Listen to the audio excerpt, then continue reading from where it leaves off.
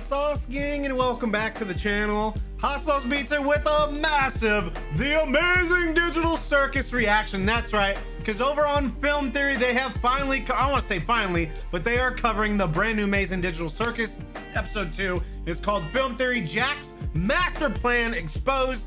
Now, I'm super stoked to see what we got here, because I'm kind of curious what Jack's master plan is. If it's anything, I think Kane's got a master plan, but that's a whole nother theory, a film theory. But before we check this out, make sure you show Film Theory some love by subscribing to the channel and chat. We're trying to get to 250,000 subs. So if you haven't yet, please smash that subscribe button and join the Sauce Gang family. But enough talking, let's get to reacting and roll that bomb ass intro. Hot Sauce Beats is finally here. Hot Sauce Beats is finally here. Eat, sleep, make beats. Eat, sleep, make beats. Hot Sauce Beats. Woo woo. Hold up. You know how it goes, Chad? One of these characters in the Amazing Digital Circus is an theory. AI imposter, an NPC that somehow slipped through the cracks and is now living amongst the human cast of the circus without anyone noticing. And the worst part of it all, they are the true villain of the show, the real monster torturing the rest of the cast for their The host own is what, amusement. Lee, right? Forrest Lee, I think. Hello, Internet. Welcome to Film Theory, the show Theory. that wants you to pop that subscribe button like a crocodile-shaped balloon. So, finally, after 6 months, we've gotten the return of the just a half wacky year. world and awesome adventures of the Amazing Digital Circus. half year. Man, episode 2 reveals so much about these characters, this series, and just how this world operates. So, our entire existence here is Fake. just LARPing. It's like the Ren Fair. In this latest episode, Kane sends the gang to a new level called the Candy Canyon Kingdom, where they fight on candy war rigs. I feel like Mad there was Max something style. really What time evil there, period dude. is this supposed to be? They again? made a couple. I had the same question, Pomni. During this quest, Pomni and a Candy Crocodile Dundee NPC named Gummy Goo both fall out of bounds Gummy into Goo. what looks like a developer room. sevens for Here, Gummy Goo, chat. discovers a copy of himself, sevens, lifeless chat. and stuck in a default A pose. I guess the T pose wasn't submissive and agreeable enough, and goes through an existential crisis after realizing that he's not actually real. Where's Mum? I can't even remember her face. Did she ever have a face? Pomni empathizes and invites Gummy Goo to live with the rest of the castmates in the digital circus to find some purpose. But after the gang finishes the adventure, Kane God, here it seemingly is. deletes Gummy Goo, much to Pomni's horror. Looks like one of these guys made it through. Wait, what?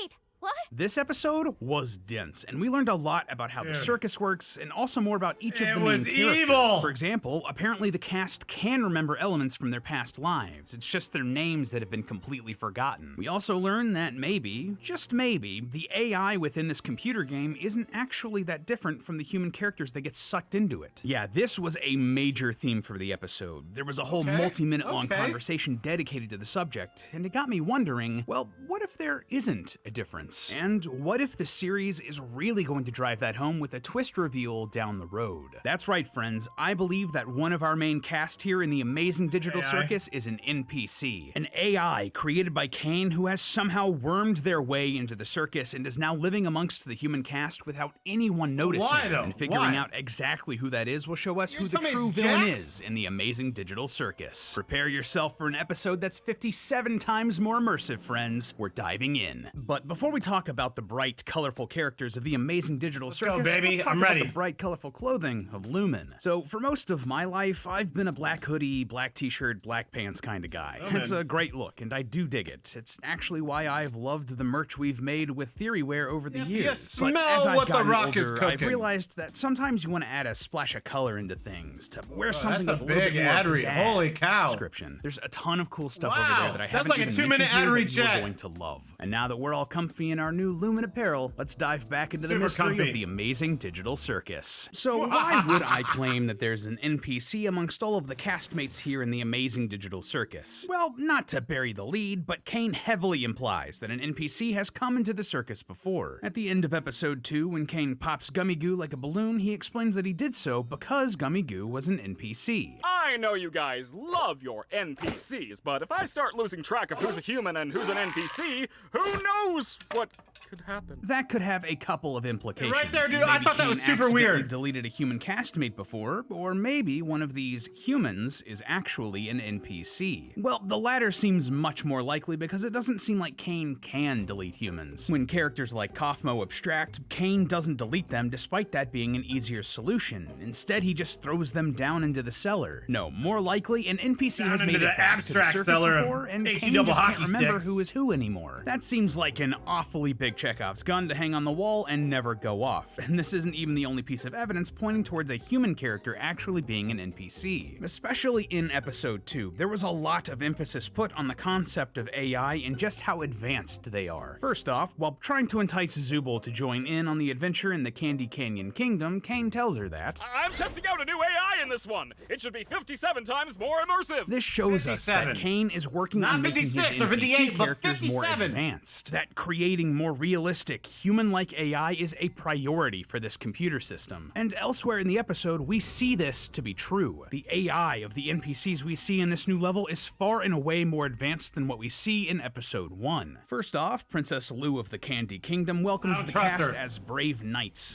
sent don't by trust God her. to help the kingdom in their time Because Gummy Goo even made some like comments about the princess. of need. As you can see from that stained glass window, the god here is clearly Kane. Therefore, these AI are advanced enough to understand that Kane created them and make their own religion around that, exactly how humans do in the real world. But more prominently than that, the themes of this episode really take a dive into what separates humanity from AI, if anything at all. One of the biggest moments here was Gummy Goo's internal existential crisis after falling below the map, where he realizes that nothing in his life is really real. His friends, NPC his realizes mom, he's not even real? himself, none of them are actually real people. I don't matter in the slightest. I'm nothing.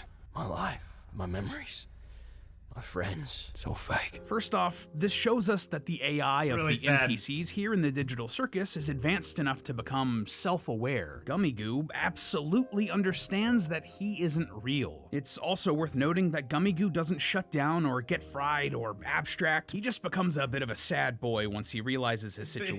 He's exactly such a the sad same way boy. humans do when they have their own Until he existential explodes. crises in the real world. Kane, Been there, I done don't- that, I my don't man. trust Kane. So the AI is even sturdy enough to handle that sort of shock to the system. And the thing that pulls Gummy Goo out of this depression? It's Pomni and her empathy. She lets Gummy Goo know that she understands how he's feeling, and that even people who come from her world, the real world, have these thoughts too. And when she invites Gummy Goo to come back to the circus with the cast, Gummy Goo asks, Would I even belong? I'm sure you wouldn't belong any You less belong, than Gummy me. Goo. Pomni is straight up Kane telling doesn't Gummy think, though. Goo that it doesn't matter if he's real or not. They are the same. At the very least, this is driving home the theme that the AI in this game and its human characters aren't actually so different. And combined with everything else we've talked about, the show is absolutely seeding the possibility that one of the human characters is not what they seem. And so now that begs the question, who is it? Which one of them is an NPC? Right off the bat, we can likely eliminate Zubul and Gangle. We haven't really had a chance to dig into their characters yet, and the show seems more interested in exploring them as comic relief than big twists. What about Okay. Kinger? He's supposedly been there the longest, and is definitely the one that seems the most glitchy, for the lack of a better term. Again, I'm that not makes so it too convinced. obvious. Too Similar to obvious. Zubul and Gangle, he's being positioned more as a side character, and one that really reflects both the comedy and tragedy of the situation the humans are trapped in. What's more, there's a lot of evidence pointing to Kinger being a QA developer who got sucked into the game. In the pilot, he asks, Did someone say something about an insect collection? and again, when he sees the gloinks, he wonders. Someone collected. Insect collection? And then Someone in the collecting Candy insects? Kingdom in episode 2, he points out, They've even got little candy bugs here. It's so beautiful. this interest in insects would make sense if he was a bug tester in his past human life, so it wouldn't make sense for him to also be an NPC. That leaves us with just Ragatha and Jax. At first glance, Ragatha does seem like a good candidate. Despite telling Pomni that there were no hard feelings for leaving her to the abstracted Kaufmo, if someone Right. ever says that in a series like this, that means there are definitely hard feelings. So maybe Definitely. she's being set up here as a secret not your fault. antagonistic AI It's down totally the your line. fault. But at the You same dropped the ball. time, they're also really positioning her as a parallel to Pomni. She's trying to help Pomni fit in and feel better in exactly the same way that Pomni was trying with Gummy Goo. Thematically, it makes more sense for Ragatha That's to true. fall into the mentor archetype, showing Pomni the ropes, before Ragatha inevitably falls to the mentor occupational hazard trope, showing Pomni the dark fate dies. that she herself could face. So no, I don't believe that they're setting Ragatha up to be an AI, which leaves us with Jax. And oh man, Ooh, it could Jax. definitely be Jax. And there's a surprising amount of evidence pointing towards it. First of all, Jax being an Show us. NPC would make a lot of his quirks suddenly make a lot more sense. For example, Jax is the only character who's able to keep his head steady while driving a truck over the rocky road, something that would probably be much easier for a computer program or an AI to do rather than a human. Additionally, gravity doesn't seem to affect him in the same way as the others. Notice that during the Mad Max truck chase sequence, characters like Pomni are thrown around by the momentum of the trucks. She has to hold on to prevent herself from being flung off the vehicles. But Jax, he stands upright as the truck plummets vertically into the chocolate river. This is much more similar to the Gator NPC Max, who That is is able very to pull true. himself back up onto the bandit's truck while similarly ignoring the laws of physics. Jax is acting more like an NPC here than the human cast. Now, obviously, these moments are played for comedic effect, but they stood out to me either way. Do you want some more serious examples? Well, for Yes, one, please. Jax is That's incredibly why we're good at getting here. into places that he shouldn't. In the pilot, Jax reveals that he has keys to everywhere, all the other rooms in the circus. Additionally, he is able to very A little easily steal suspicious. the key to the kingdom walls in episode 2. To me, this sounds a lot like Jax has sort of administrator access to the circus and its connected levels, like he's part of the computer system more so than the other cast. Oh, and another big thing here, Interesting. he's the only one of the main cast that seems to break the fourth wall. It's kind of a blink and you miss it moment, but in the first episode, Jax looks straight at the camera, straight at us. Though this could be played off as us being in the point of view of Ragatha, who immediately asks, Why are you looking at me like that? it's still a weird moment. And in episode 2, he does it again, shrugging directly at the viewer. The only other character we've seen act similarly is another NPC, Kane, when he speaks directly to the audience at the beginning of the pilot. My name is Kane. I'm your ringmaster. What's more, Jax is also very interested in food, which is something we've only seen from NPCs and AI in the digital circus. Yeah, this was actually pointed out by Truthful Hero over on our subreddit, but Jax is the only one of the main Truthful castmates Hero? to show any real sign of hunger or even interest in food. Oh Like no, an they killed NPC would. Zubul. Anyway, you guys want to go get something to eat? You know, I am pretty hungry. You didn't even do anything. So what? I can still be hungry. Why is this significant? Well, according to No one Kinger, else the says humans it. in the digital world have no need to eat, drink, or sleep. Well, not really, because we don't need to eat, drink, or sleep in this digital world, so the digital food here only gives But a off computer would be programmed to say that. I see what they're saying.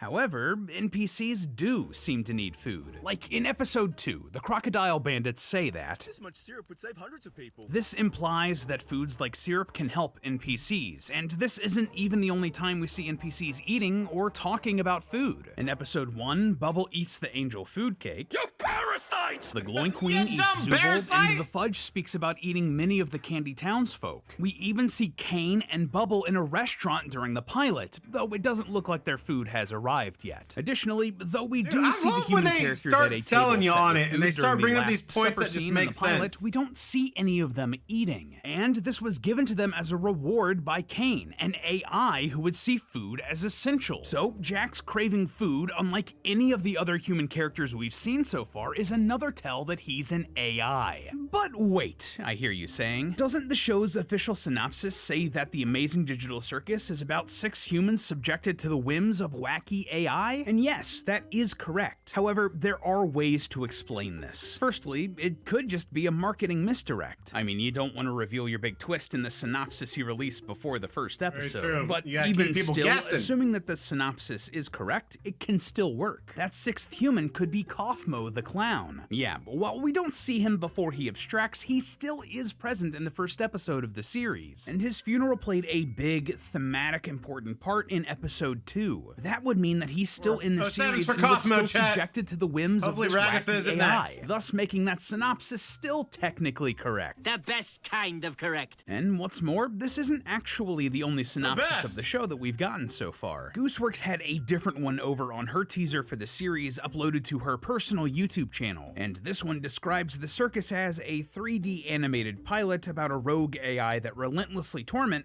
has fun adventures with 6 human souls. Has fun adventures with is an interesting phrase to use here, since Kane never goes on any adventures with the cast. Yes, he makes them, and he pushes the other characters to join in on them, but He never joins. goes on them himself. In both the in-house adventure from the pilot and the Candy Kingdom in episode 2, he just kinda goes off and does his own thing after sending the cast on lunch their with way. Bubbles. But do you know who does go on the adventures with the other characters? Jax. And not only that, but he's excited to. In episode 1, as soon as Pomni shows up, like immediately afterward, he asks, So, Kane, we having a new adventure today for the newbie or what? in episode 2, he tries to get Zooble to tag along, Ooh, a new AI. You don't want to mess with the new AI, Zuby? and his reasoning for all of it? I'm fine with doing whatever, as long as I get to see funny things happen. Oh to man, people. now that He he's just pointing, wants I to mean, mess Jax with them. does act Sounds a little like sus something a sometimes. rogue AI who wants to little torment the sus. cast would think, doesn't it? And again, like rogue AI and torment are weird words to describe Kane and what he does, right? Like, listen, I get it. What Kane is told you, I putting don't these trust him. characters through does not necessarily seem like a walk in the park. But torment? That doesn't track either. And at the very least, we do know that there seems to be some fun had by these human characters on the adventures. Mommy Ragatha looks like and she's King are having both so seem much fun, excited dude. by the Candy Kingdom So much. castle, and Ragatha instantly likes Princess Lou. Your kingdom's awesome, by the way. Love the vibe. What I if like you already. everybody's AI? Pomni, we're already Except friends for with the Pomni. princess. That doesn't sound like someone who's tormented to me. But do you know who does torment the cast? Day in and day out, every time we see them? Jax. He's physically abusive. Like, just to name a few instances, he steps on Gangle's mask without caring, throws a bowling ball at Kinger to knock him into the gloink layer, pushes Gangle over for no reason, and throws Pomni out of the candy truck without a second thought. On top of that, he threatens No them cussing. often. He tells Ragatha that he left a centipede, her worst fear, hidden in her room, forces Gangle to ram the syrup tanker, or he'll tell Ragatha about the figurine thing, and saying that Ragatha's hair looks like licorice in front of a monster that eats people made out of candy. He doesn't even bother to show up for Kaufmo's funeral, and he gets very unhappy when bad guys seem to die, like when the Fudge is seemingly killed in the Candy Kingdom. I'm so unbelievably disappointed right now. He even leaves the kingdom gates open for the Fudge so he can murder the candy citizens. I could go on He's and messed on up, and dude. on, but you get it. A rogue AI Super that messed torments up. others lines up way more with Jax because even if he isn't the bad guy of the show, he's definitely a programmed bad guy. bad? On her Tumblr, Gooseworks has gone into great detail about how despicable Jax Details? is. He's morally the worst character in the show. When a fan said that they hoped that Jax would get worse, she said that you're probably going to enjoy some of the things we have planned, and then later reiterated that he will really, become Goosework? much worse. Which I would say is accurate given how mean and cruel we see him being in episode 2. And perhaps most important for us here today, when asked if Jax was just a jerk or an anti-hero, Gooseworks explains that there's absolutely nothing heroic about him. Would that be because Nothing. he's He's actually a the villain here? POS. Yeah, friends, A piece clearly. of They are positioning Jax to be the true Snozberries. villain of this show, not Kane. And the biggest thing that clinched this for me, that convinced me that Jax was gonna be the big bad who would break the system, believe it or not, it was the merch. Yeah, Jax has been positioned as a major character for Glitch through their merchandising since the very beginning. When the pilot for the Amazing Digital Circus first aired, tell me, what 2 characters do you think they made plushies out of? That they had ready for you to buy immediately as the episode ended? Pomni It was and Jax. Pomni and Jax. Now, Pomni makes total sense. She is the main character after all. But why Jax and not someone You'd like think Kane, Kane. who is the Yeah. other poster character for the series, who is arguably the main antagonist? They position Jax to be just as important as Pomni with these plushes. And that isn't even the biggest hint we get through Glitch's merchandise. See, all of the main characters for the Amazing Digital Circus now have enamel pins over on Glitch's store, and the card back for each of them has them in either the character's room or an environment directly connected to the character. Like, Pomni is in her bed bedroom, as is Gangle, Zooble, and Ragatha. Kinger is in his pillow fort from episode 1, while Kane and Bubble are on the circus stage. But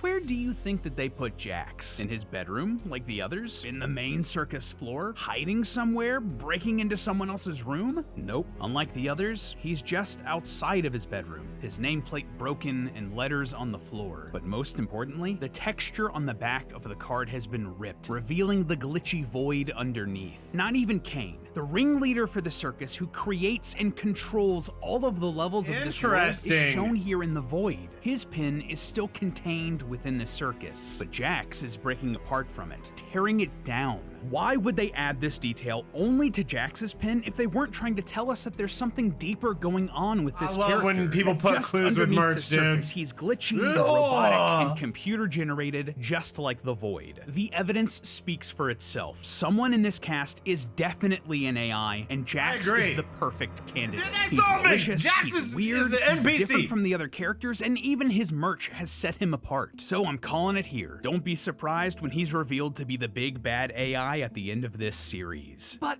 that being said, Jax wasn't the only contender I had in mind while writing this video. There's actually a lot of evidence pointing towards Pomni being an NPC too, which we will be exploring very soon. Yeah, we'll be doing another episode exploring the possibility that Pomni is actually a secret AI NPC in the near future. So subscribe if you don't want to miss that episode when it hits. But until then, as always, remember that it's all just a theory. A film theory. Thanks for watching. And if you want another digital circus theory right now, check out our video proving that the digital circus is literally HE double hockey sticks. Let me bring you in, chat. All right, dude. Chat, what do you guys think? I mean, that's a pretty bold theory. However, I will say, like, I've always had this weird feeling about Jax. Same thing with Kane, but Jax has always just seemed, I don't know, like definitely sticking out compared to the other characters. Now, I wasn't sure if like where they're going, and I still don't know obviously where they're going with it. Like, is he evil? You know, was he like a serial killer in real life and they pulled him into this game or whatever? Like, there's definitely more to Jax. There's more to everybody. Like, I don't even think we have 1% of the lore yet, but I like this theory a lot. I do agree someone is AI and NPC. Is it Jax? I don't know. I don't like the idea of I hope Pomni's not. I want Pomni to be real. It just, the main character of the show needs to be real. So let me know what you guys think. Super stoked. Like, I'm pretty sure in my reaction of Amazing Digital Circus episode 2, I'm like, Film Theory needs to make a video on this. So let me know what you guys think. Make sure you show Film Theory some love by subscribing to the channel and chat. We're trying to get to 250,000 subs. So if you haven't yet, please smash that subscribe button and join the Sauce Gang family. Enjoy the rest of your weekend. And remember, it's Eat, Sleep, and Make Beats. And as usual, count on a note. That's all I got. Boom, I'm out. Give me love. The Sauce Gang. Peace out, chat. Boom.